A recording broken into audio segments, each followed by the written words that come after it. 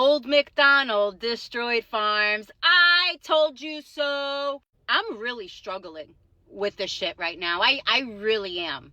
A couple of weeks back, I made a video about the Texas flood victims, and despite so many people saying that they deserve this because Texas is a pro-Trump state, I talked about we need to have empathy and compassion because it's a natural disaster. No one deserves to live and be a victim of natural disasters. But what is happening to these farmers right now is not a natural disaster. That is a man-made disaster. You voted for this.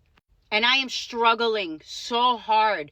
I have searched my bag. I have searched my pockets. I've looked between my fucking couch cushions to find a fuck to give. And I am coming up short.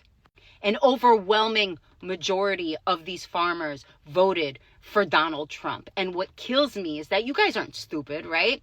I've seen some of these interviews, 50% of soybeans divided by 9%, and I'm getting a 6%. Like, you guys are smart. Like, I was watching some of the shit you guys were saying, and I was like, damn.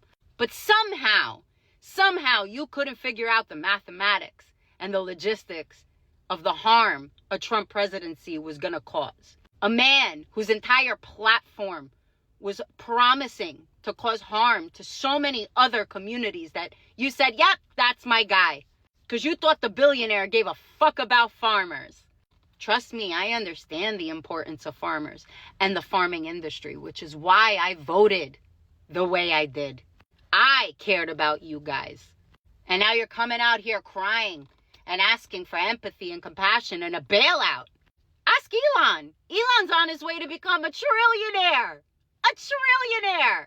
After wreaking havoc in the White House, going through our personal information, our funding, cutting for everybody. Get some of those Doge savings to bail you out, if there ever was any, right? You voted for a man that promised to do harm to everybody else, and you thought that harm wasn't going to come knocking on your door. And now I'm the dick.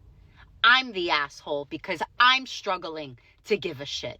We are 50%, almost 50% complete with Project 2025, which means there's 50% to go. And now I'm the asshole. Trust me, I feel like an asshole. I am not this person. That's what gets me so upset too. You know, not only because you guys fucking voted the way you did, but you have turned me into this person. Because how can I not be? Right?